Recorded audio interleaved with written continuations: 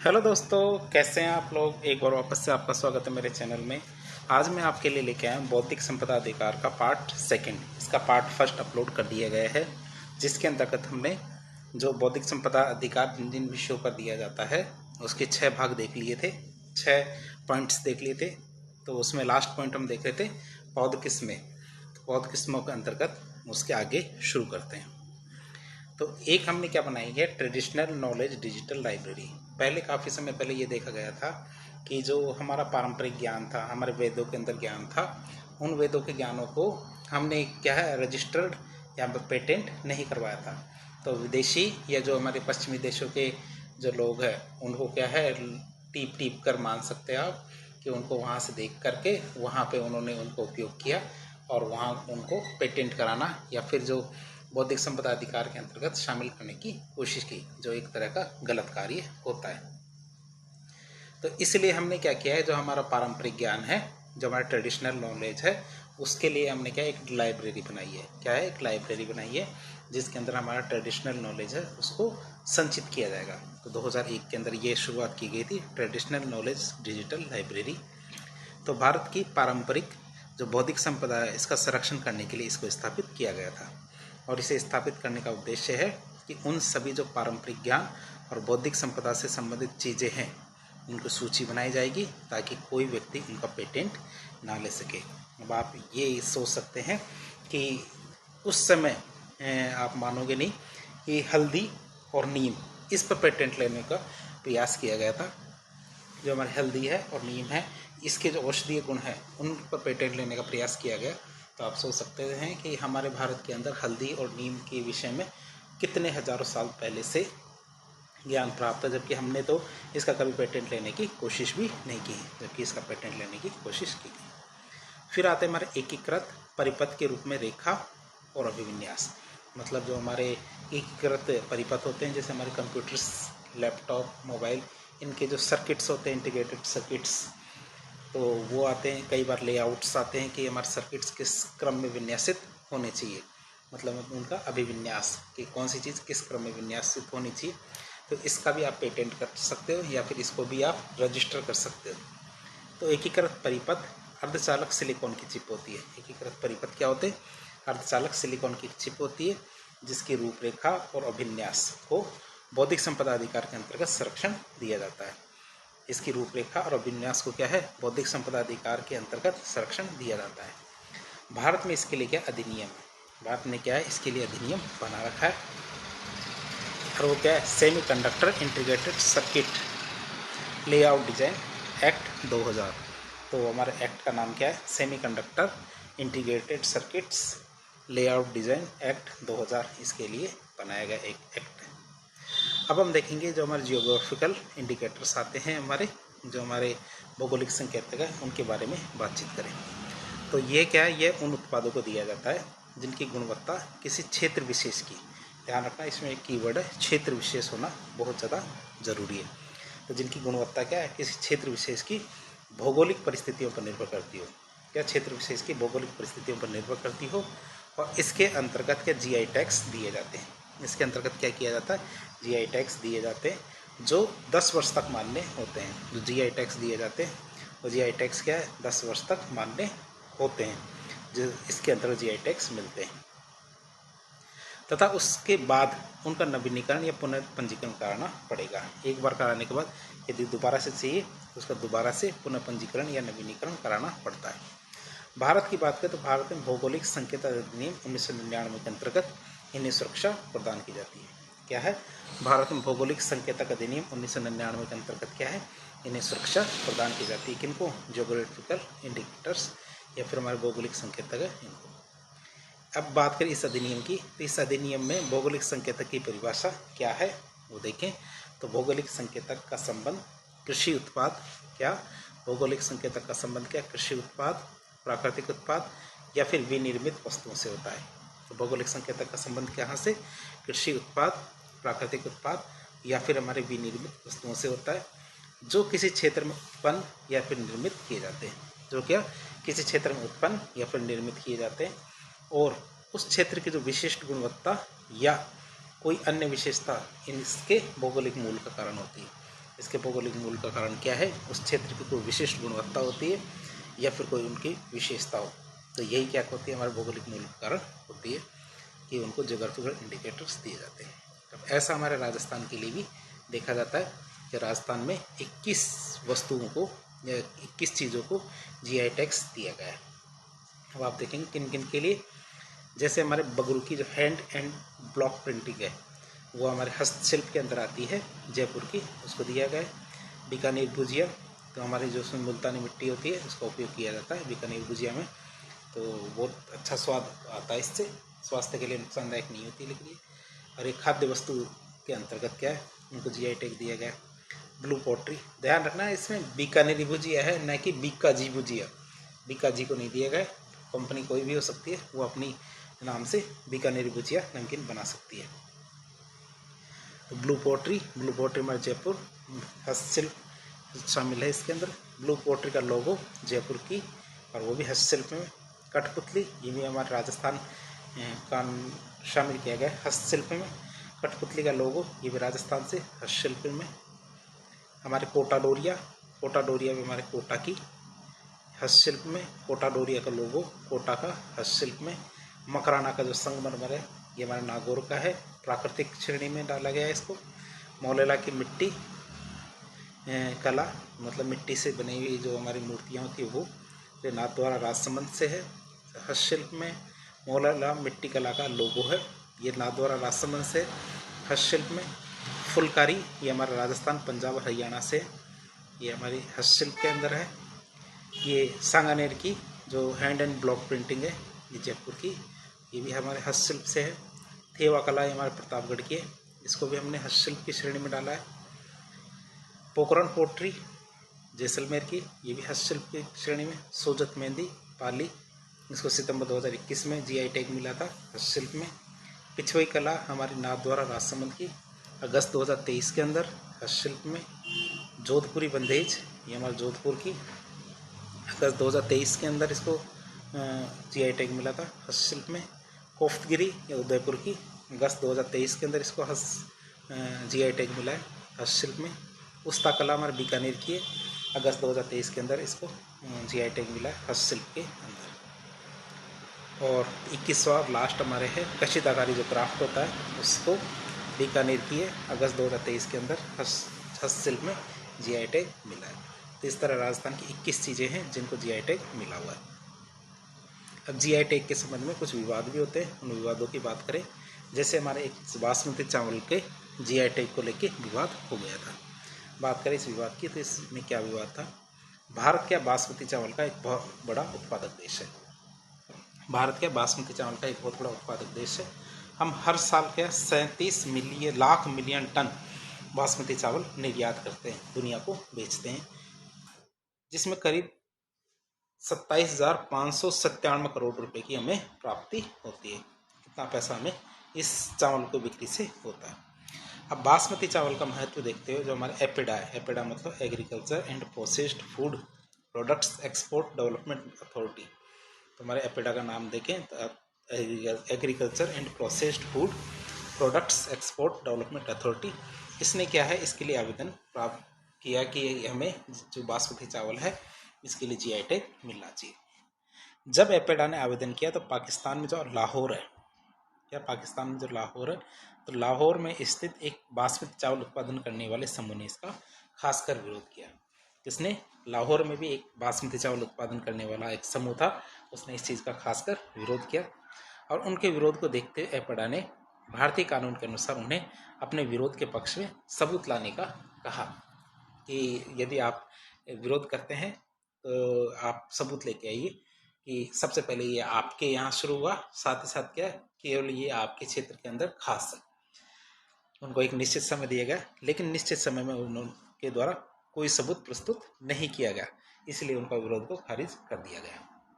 इसके बाद intellectual property appellate board ने बासमती चावल के जीआई टैग को 7 उत्तरी भारत के राज्यों के लिए स्वीकार किया।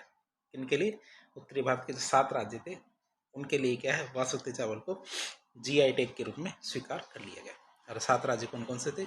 जम्मू कश्मीर, हिमाचल प्रदेश, उत्तराखंड, पंजाब, दिल्ली, हरियाणा, उत्तर प्रदेश, ये 7 राज्य थे, इनके लिए इनको स्वीकार कर लिया गया। ये स्वीकृति मिली, तो स्वीकृति मिलने के बाद इसमें मध्य प्रदेश पीछे रह जाता है, तो मध्य प्रदेश भागा भागा आता है और अपीलेट बोर्ड के द्वारा जो फैसला दिया गया है इसका विरोध किया। क्यों? क्योंकि मध्य प्रदेश को बासमती चावल का जीआई टैग नहीं मिला था, जबकि 7 राज्यों को मिला था जिसमें हमारे मध्य प्रदेश शामिल नहीं था। तो अपीलेट बोर्ड ने साफ साफ बता दिया कि उसने अपना फैसला एपेडा के द्वारा दिए गए बासमती चावल उत्पादन करने वाले भौगोलिक क्षेत्र के अनुसार दिया है, कि एपेडा ने जो जो चावल प्रस्तुत किए थे और वो चावल केवल इन 7 एरियो के अंदर ही उगते हैं, मध्य प्रदेश में नहीं। मध्य प्रदेश की मांग को देखते हैं एपेडा तथा अपीलेट बोर्ड द्वारा पुनः समीक्षा करेंगे। उन्होंने कहा कि चलो ठीक है, तुम लेट आए लेकिन दुरुस्त आए, लेकिन हम क्या करेंगे, एपेडा और अपीलेट बोर्ड दोनों मिलकर इस बात पर चर्चा करेंगे कि क्या मध्य प्रदेश को मिलना चाहिए या नहीं। तो मध्य प्रदेश, राजस्थान, उड़ीसा को जीआई टैग दिलवाने पर विचार किया जाएगा, लेकिन अभी तक ये विचार ही अभी तक मिला नहीं। फिर बात करें भारत यूएस आईपीआर विवाद। भारत और अमेरिका के बीच में सबसे बड़ा पंगा यही होता है कि अमेरिका के द्वारा जिन जिन चीज़ों पे जीआई टैग क्या हमारे इंटेलेक्चुअल प्रॉपर्टी राइट्स दिए गए हैं, भारत कई बार उनको नहीं मानता है, उनकी कॉपीज़ बना देता है।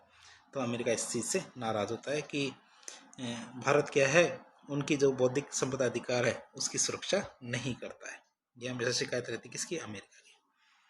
तो स्पेशल रिपोर्ट 301 के तहत भारत को प्रायोरिटी वॉच लिस्ट में डाल दिया गया है।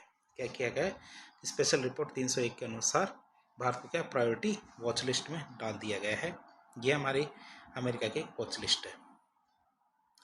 यूएसए के ग्लोबल इंटेलेक्चुअल प्रॉपर्टी सेंटर, जो आईपी सेंटर है, इसके द्वारा इंटेलेक्चुअल प्रॉपर्टी इंडेक्स जारी किया जाता है। इस इंडेक्स में 38 देशों की 30 मापदंडों के आधार पर रैंकिंग दी जाती है। ये जो हमारे यूएसए, तो ये क्या है, एक खुद का एक इंडेक्स बना रखा है इसने, क्या है, खुद का एक इंडेक्स बना रखा है जिसमें क्या है 38 देशों को 30 मापदंडों के आधार पर रैंकिंग करता है, जिसमें भारत भी एक देश है। इन मापदंडों में ये देखा जाता है कि बौद्धिक संपदा से संबंधित सुरक्षा और नियमों का वहाँ पे लागू हुए हैं या नहीं। कि इन मापदंडों में जो हमारे 30 मापदंड है, इस मापदंडों में बौद्धिक संपदा से संबंधित सुरक्षा और नियमों को लागू होना देखा जाता है। इसमें क्या देश की अंतर्राष्ट्रीय समझौतों में भागीदारी को भी ध्यान में रखा जाता है। जो देश है, ऐसा नहीं कि छोटा मोटा देश है और वो दुनिया में किसी से कोई व्यापार ही नहीं करता, ऐसा नहीं है। इसमें बड़े देशों को देखा जाता है जिनके अंतर्राष्ट्रीय समझौतों में भागीदारी होती है, उन देशों को इसके अंदर गिना जाता है। इस सूचकांक में भारत को लगातार चौथी बार 37 रैंक मिली है। क्या इस सूचकांक में क्या है, 38 टोटल देश है और इसमें क्या रैंक भारत को मिले 37, जो ब्रिक्स देशों में सबसे कम रैंक मानी जाती है। क्यों? क्योंकि एक ही देश बचा है भारत से नीचे, नहीं तो भारत को 37वीं रैंक। अब आपसे पूछ सकते हैं भारत को 37वीं रैंक का मतलब है सबसे पिछड़ा हुआ राष्ट्र माना जाता है आईपीआर के कानूनों को मानने की दृष्टि में। वैसे नहीं, आईपीआर के कानूनों को मानने की दृष्टि में पिछड़ा राष्ट्र माना जाता है।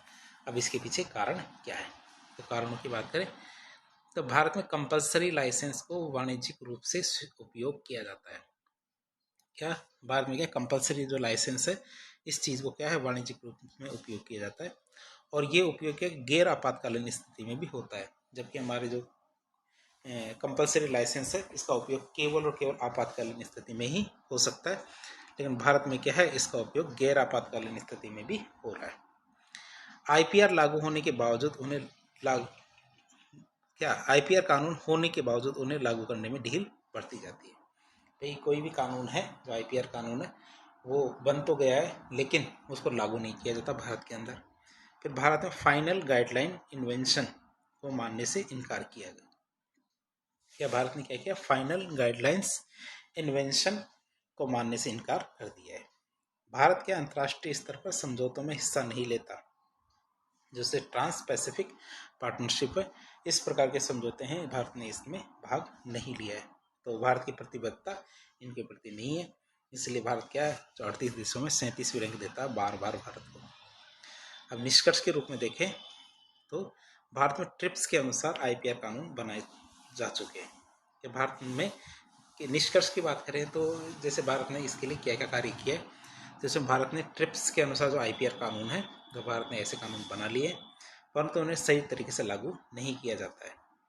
भारत में अनुसंधान के क्षेत्र में बहुत कम निवेश किया जाता है। जो रिसर्च एंड डेवलपमेंट है, R&D, उसके क्षेत्र में भारत के द्वारा निवेश कम से कम किया जाता है। जिस वजह से क्या नवाचार को प्रोत्साहन कम मिलता है। इसकी वजह से क्या होता है, नवाचार को प्रोत्साहन कम मिलता है। भारत में पेटेंट और कॉपीराइट का पंजीकरण अधिनियम विदेशियों द्वारा करवाए जाते हैं। भारत में क्या जो भी पेटेंट और कॉपीराइट का पंजीकरण है वो विदेशियों के द्वारा कराए जाते हैं। मतलब 75% पेटेंट कानून तो हमारे विदेशियों के द्वारा ही करवाए जाते हैं। जो ये दिखाता है कि भारत के लोगों की इसके प्रति लोगों में बहुत कम जागरूकता। कई लोगों को तो पेटेंट क्या होता है इसके बारे में पता तक नहीं है। आईपीआर से विभिन्न कानून अलग अलग विभागों के क्षेत्राधिकार में आते हैं। क्या आईपीआर के जो बहुत सारे कानून हैं वो अलग अलग विभागों के क्षेत्राधिकार में आते हैं, जिस वजह से उनमें समन्वय स्थापित नहीं हो पाता। उन विभागों में क्या होता है, समन्वय स्थापित नहीं हो पाता है। और इन सभी समस्याओं का समाधान करने के लिए भारत सरकार ने नई बौद्धिक संपदा नीति जारी की। भारत ने क्या किया, नई बौद्धिक संपदा नीति जारी की है ताकि इस तरह की समस्याएं आगे ना आए। अब हम देखेंगे कि जो हमारी बौद्धिक संपदा है इसके बारे में। बौद्धिक संपदा को हम दिमाग के आविष्कारों, नवाचारों, साहित्यिक और कलात्मक कार्यों, प्रतीकों, नामों और वाणिज्य में उपयोग की जाने वाली छवियों के रूप में परिभाषित कर सकते हैं। बौद्धिक संपदा को क्या है, दिमाग के आविष्कारों, नवाचारों, साहित्यिक और कलात्मक कार्यों, प्रतीकों, नामों और वाणिज्य में उपयोग की जाने वाली छवियों के रूप में परिभाषित किया जा सकता है। बौद्धिक संपदा संरक्षण का उद्देश्य सभी के लाभ के लिए, क्या बौद्धिक संपदा संरक्षण का उद्देश्य क्या है, सभी के लाभ के लिए मानव मन की जो रचनात्मकता है इसको प्रोत्साहित करना है और यह सुनिश्चित करना है कि किसी रचना के दोहन से उत्पन्न होने वाले लाभ निर्माता को लाभान्वित करें। क्या यह सुनिश्चित करना है कि किसी रचना के दोहन से क्या उत्पन्न होने वाले लाभ निर्माता को लाभान्वित करें जिसने उसका निर्माण किया है। बौद्धिक संपदा को बढ़ावा देने और उसकी सुरक्षा करने के कई कारण हैं। इनमें से कौन से कारण हैं वो देखें। बौद्धिक संपदा को क्यों बढ़ावा दिया जा रहा है और उसकी क्यों सुरक्षा की जा रही है। पहला कारण आता हमारा प्रौद्योगिकी और संस्कृति के क्षेत्र में नए कार्य करने। क्या है, प्रौद्योगिकी और संस्कृति के क्षेत्र में नए कार्य बनाने और आविष्कार करने की जो क्षमता है उसमें प्रगति और मानवता की भलाई इसी में बनी रहती है। क्यों, क्योंकि लोग और वैज्ञानिक क्या नए नए आविष्कार तभी करेंगे जब उनके जो आविष्कार है उनको आप सुरक्षित रखोगे और ये जो रिसर्च एंड डेवलपमेंट है ये भी तभी बढ़ेगा, नहीं तो ये नहीं बढ़ेगा।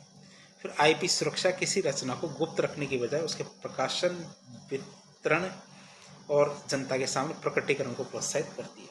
आईपी सुरक्षा मतलब इंटेलेक्चुअल प्रॉपर्टी राइट्स की यदि सुरक्षा की जाती है तो ये क्या करती है, ये जो हमने कोई रचना बनी है तो इसका प्रकाशन, वितरण और जनता के सामने प्रकटीकरण को प्रोत्साहित करती है कि लोग आगे बढ़ बढ़ के आविष्कार जनता को उसको लाभ लेने के लिए प्रस्तुत कर देते हैं। क्योंकि उनका जो इंटेलेक्चुअल प्रॉपर्टी राइट है उसको सुरक्षित रखा जाता है। फिर बौद्धिक संपदा का प्रचार और संरक्षण आर्थिक विकास को बढ़ावा देता है।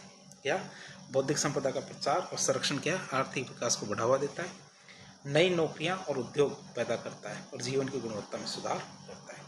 तो बौद्धिक संपदा का प्रचार और संरक्षण क्या है, आर्थिक विकास को बढ़ावा देता है, नई नौकरियां और उद्योग पैदा करता है और जीवन की गुणवत्ता में सुधार करता है।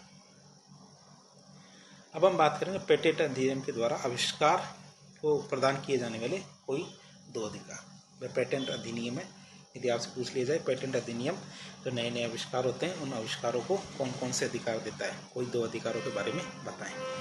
तो आपको दो अधिकार बताने कि पेटेंट अधिनियम प्रत्येक आविष्कार को जिसका पेटेंट पंजीकृत है उसको कुछ अधिकार देता है, जैसे किसी उत्पाद के पेटेंट के संबंध में पूर्व सहमति के बिना, क्या किसी उत्पाद के पेटेंट के संबंध में पूर्व सहमति के बिना तीसरे पक्ष को उत्पाद का उपयोग, बिक्री, निर्माण, आयात इनको सबको करने से रोकने का अधिकार। क्या किसी उत्पाद के पेटेंट के संबंध में पूर्व सहमति के बिना तीसरे पक्ष को उत्पाद का उपयोग, बिक्री, निर्माण और निर्यात इन सबको करने से रोकने का अधिकार। फिर आता किसी प्रक्रिया के संबंध में, क्या किसी प्रक्रिया के संबंध में जिसके लिए पेटेंट प्राप्त कर लिया गया है, क्या किसी प्रक्रिया के संबंध में जिसके लिए पेटेंट प्राप्त कर लिया गया है मूल आविष्कारक की पूर्व सहमति के बिना, क्या मूल आविष्कारक की पूर्व सहमति के बिना उस प्रक्रिया से प्राप्त उत्पाद का उपयोग, बिक्री, पेशकश आदि तीसरे पक्ष को करने से रोकने का अधिकार। क्या मतलब जिन जिन चीज़ों के लिए पेटेंट प्राप्त कर लिया गया है उन उत्पादों को बिक्री, पेशकश और उपयोग इनसे क्या है तीसरे पक्ष को रोका जाए कि आप इनका उपयोग नहीं कर सकते। क्यों, क्योंकि इसके लिए अधिकार किसी और ने ले रखे। अब एक शब्द आता है ट्रेडमार्क। आपको पता होना चाहिए ट्रेडमार्क शब्द का मतलब क्या होता है। ट्रेडमार्क का अर्थ होता है हमारे, यह एक ऐसा चिन्ह है जिससे एक उद्यम की वस्तुओं और सेवाओं को, यह एक ऐसा चिन्ह है जिससे क्या है, एक उद्यम की वस्तुओं और सेवाओं को दूसरे उद्यम की वस्तुओं और सेवाओं से पृथक किया जाता है। ये क्या है, एक ऐसा चिन्ह होता है, एक लोगो, एक चिन्ह है जिससे क्या एक उद्यम की जो वस्तुएं हैं और सेवाएं हैं इनको दूसरे उद्यम की वस्तुओं और सेवाओं से पृथक किया जाता है। तो इसको क्या बोलते हैं, इसको ट्रेडमार्क कहते हैं। ये ट्रेडमार्क कहलाता है। अर्थात उत्पादों की पहचान हेतु विशेष चिन्ह, प्रतीक, शब्द, चित्र या फिर स्लोगन का प्रयोग किया जाता है।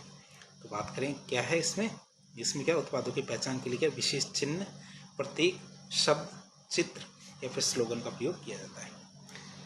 अब बात करें आईपीआर से संबंध में कौन कौन से विवाद चल रहे हैं। भारत में और बौद्धिक संपदा अधिकार मतलब आईपीआर है, इंटेलेक्चुअल प्रॉपर्टी राइट्स, इनसे संबंधित कई विवाद सामने आए जो देश की कानूनी और व्यावसायिक जो परिदृश्य है इसको इसने काफ़ी ज़्यादा प्रभावित किया है। जो विवाद है इन विवादों ने क्या किया है, देश की कानूनी और व्यावसायिक परिदृश्य को काफ़ी ज़्यादा प्रभावित किया है। अब हम बात करते हैं इन विवादों के बारे में और ये विवाद कौन कौन से हैं। पहला विवाद आता हमारा नेवार्क स्पेशलिटीज बनाम डीबी फूड्स लिमिटेड 2021। मामला क्या है, जो नेवार्क स्पेशलिटीज है उसने पार्ले ब्रांड के तहत अपने उत्पादों के लिए ट्रेडमार्क का दावा किया। इसने क्या किया, पार्ले ब्रांड है इसके तहत क्या अपने उत्पाद थे उनका ट्रेडमार्क का दावा किया, जबकि डीबी फूड्स लिमिटेड ने पार्ले नाम का उपयोग अपने उत्पादों पर किया। क्या पार्ले नाम का उपयोग अपने उत्पादों पर किया। तो विवाद क्या, ट्रेडमार्क उल्लंघन और ब्रांड नाम के अनधिकृत प्रयोग का आरोप था। कोर्ट ने नेवार्क स्पेशलिस्ट के पक्ष में निर्णय किया जिसने ब्रांड के नाम की सुरक्षा सुनिश्चित की। मतलब जो पार्ले नाम है, पार्ले बिस्किट आता है, तो दूसरी कंपनी ने क्या किया कि पार्ले नाम से दूसरी जैसे टॉफ़ीज़ है, बहुत सारे दूसरे उत्पाद है उनको बनाना शुरू कर दिया। उसने कहा कि कोई नहीं, हम बिस्किट नहीं बनाएंगे, पार्ले नाम से कुछ और प्रोडक्ट्स बनाएंगे। तो हमारा जो डीबी स्पेशलिस्ट है इसने दावा किया कि आप पार्ले नाम का उपयोग नहीं कर सकते, तो इसके पक्ष में ही दावा सफल होता है। फिर आता बजाज ऑटो लिमिटेड बनाम TVS Motors. Bajaj auto limited बनाम टीवीएस मोटर्स 2007 का मामला है। बजाज ऑटो ने टीवीएस मोटर्स पर डीटीएसआई तकनीक के पेटेंट का उल्लंघन का आरोप लगाया। फिर बजाज ऑटो ने क्या किया, जब टीवीएस की गाड़ियाँ आती थी, हमारी नई नई जो हमारे अपाचे गाड़ी है, बहुत सारी गाड़ियाँ हैं, तो टीवीएस कंपनी ने क्या किया, उन गाड़ियों में डीटीआईएस तकनीक के दावा किया कि हम अपनी गाड़ियों में डीटीआईएस तकनीक उपयोग कर रहे हैं, जबकि डीटीआईएस तकनीक का पेटेंट किसने करा रखा है, बजाज ऑटो ने। तो विवाद क्या था, इंजन तकनीक से संबंधित पेटेंट का उल्लंघन किया गया, दोनों कंपनियों के बीच समझौता हुआ और टीवीएस ने जो डीटीआईएस तकनीक है जो उसके अंदर थोड़ा बहुत बदलाव किया इसके अंदर। फिर रोश इंडिया बनाम सिप्ला, ये एक विवाद था। तो रोश ने क्या किया, रोश ने सिप्ला पर कैंसर की दवाई टारसेवा की पेटेंट उल्लंघन का आरोप लगाया। क्या रोश ने जो सिप्ला है, सिप्ला पर कैंसर की दवाई है टारसेवा, इसके पेटेंट का उल्लंघन का आरोप लगाया। विवाद क्या है, दवा के पेटेंट अधिकारों का उल्लंघन करना। कोर्ट ने क्या किया, सिप्ला के पक्ष में निर्णय दिया जिससे सस्ती दवाओं की उपलब्धता सुनिश्चित होती है। क्या था, कैंसर की बीमारी के संदर्भ में क्या सस्ती दवाओं की उपलब्धता सुनिश्चित हुई है, तो कोर्ट ने क्या किया, सिप्ला के पक्ष में आदेश सुनाया। फिर आता हमारा नोवार्टिस बनाम भारत सरकार, 2013 का मामला है, नोवार्टिस बनाम भारत सरकार का। तो नोवार्टिस ने अपनी कैंसर दवा ग्लाइवेक के पेटेंट के लिए आवेदन किया था। नोवार्टिस ने क्या किया था, अपनी कैंसर दवा ग्लाइवेक के पेटेंट के लिए आवेदन किया था, जिसे भारतीय पेटेंट कार्यालय ने अस्वीकार कर दिया था। विवाद क्या था, पेटेंट पात्रता दवा की नवीनता पर प्रश्न। सुप्रीम कोर्ट ने नोवार्टिस के आवेदन को खारिज किया, जिससे जेनेरिक दवाओं की पहुंच बनी रही। तो इसमें क्या है, जो नोवार्टिस ने क्या किया, अपनी जो दवाई थी उनकी ग्लाइवेक, उसका पेटेंट कराने की कोशिश की। तो उन्होंने क्या किया कि जो अपनी पुरानी दवाई थी उसको क्या 20 साल का पेटेंट मिला हुआ था, 20 साल का पेटेंट मिला हुआ था।